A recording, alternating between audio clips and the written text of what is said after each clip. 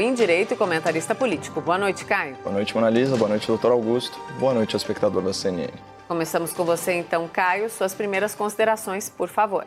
Claro. Bom, vou usar essa fala inicial para endereçar a situação que ensejou o tema em debate hoje, que foi a infecção do presidente da República pelo novo coronavírus. Lembrando que a Covid-19 é uma doença para a qual ainda não existe vacina disponível, nem tratamento cientificamente comprovado. E que o presidente ele pertence a grupo de risco, pelo fato de ser uma pessoa idosa e por ter sequelas físicas decorrentes do grave atentado contra a sua vida nas eleições de 2018. Bom, ontem eu e o meu debatedor, o doutor Augusto, nós já registramos aí nossos votos de saúde ao presidente da República e aqui eu reitero a minha torcida para que ele convalesça rapidamente. O que choca é que esse mínimo de empatia com o próximo não é praticado por muita gente que se diz inclusiva, que se diz tolerante, que se diz progressista e até liberal,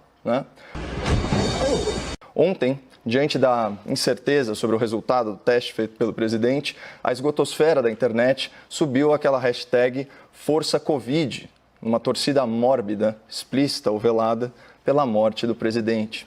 Não é de hoje que a rede mundial de computadores se tornou, por assim dizer, o repositório de insatisfações pessoais de gente muito frustrada com a sua própria realidade. E nesse sentido eu vejo o Twitter, por exemplo, muito mais como uma terapia em grupo do que como uma rede social.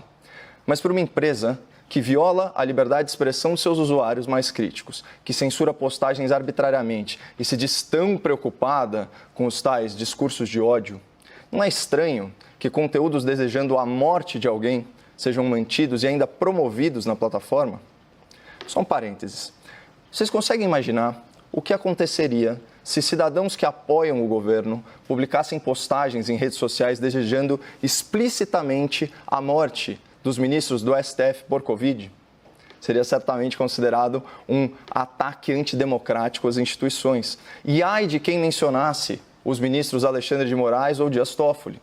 Essa pessoa seria investigada no inquérito ilegal das fake news, seria surpreendida por uma busca e apreensão injustificável, seria enquadrada na Lei de Segurança Nacional, acabaria presa preventivamente e os seus advogados nem teriam acesso aos autos do processo.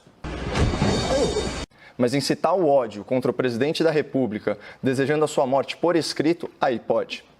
Mas enfim, deixemos aí a esquerda e os radicais de centro com o seu ódio do bem, engajados aí nessa corrente virtual pela morte de um homem cujo único crime, até o momento, é pensar diferente deles.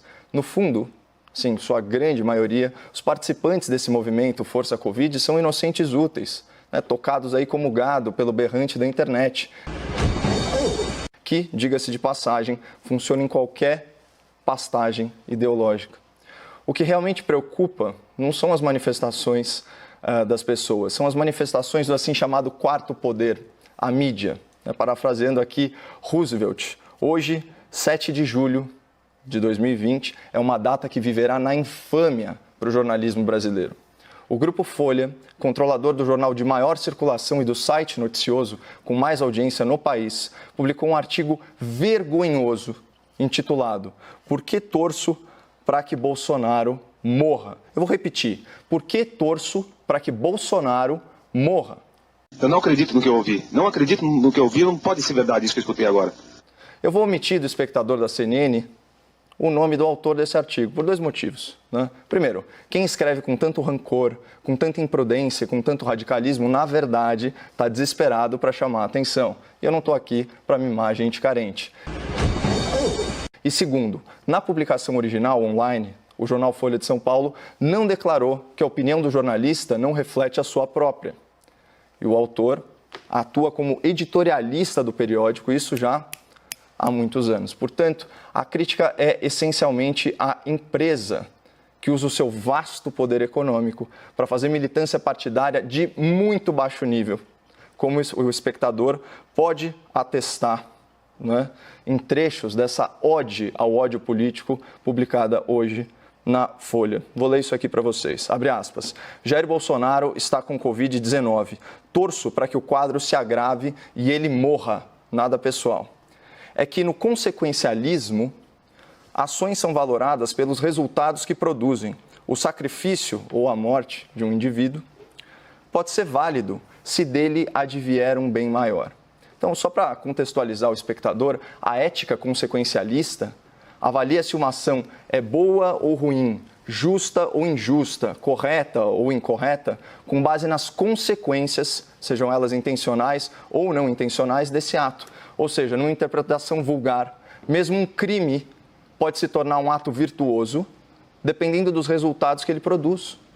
Então, assim, veja o perigo dessa visão de mundo que vai relativizar a natureza do bem e do mal numa lógica quase maquiavélica, onde os fins justificam os meios. Então, saindo aí da teoria, indo para a prática, o que impede um transtornado mental radicalizado, como era o terrorista Adélio Bispo, né, ex-militante do PSOL, de ler um texto desse e se achar no direito moral de assassinar o presidente da República? E o artigo da Folha insiste nesse argumento e insiste ad nauseam. Olha o que ele diz: a morte do presidente torna-se filosoficamente defensável se estivermos seguros de que acarretará um número maior de vidas preservadas. Vou repetir: a morte do presidente torna-se filosoficamente defensável. Imagina se o povo brasileiro usasse essa lógica para fazer justiça com as próprias mãos contra políticos corruptos. Todo mundo sabe que corrupção num país em desenvolvimento nada mais é que tirar recurso dos mais pobres. E claro, num país em que falta remédio, em que a estrada é esburacada e que a pistola atira sozinha, corrupção mata. Então, pela lógica do jornal aí de maior circulação do país, também seria filosoficamente defensável assassinar políticos ladrões para preservar vidas da população vulnerável? Será que o jornalismo militante está disposto a perder o seu corrupto de estimação, aí em nome do consequencialismo? Né? Então, esse artigo incita o ódio político e presta um desserviço à democracia e ao debate público, calcado em ideias defensáveis, em ideias construtivas. A publicação da Folha é uma vergonha para a imprensa nacional e tinha que ser matéria nas faculdades de jornalismo como exemplo de falta de imparcialidade, falta de prudência e, acima de tudo, falta de ética.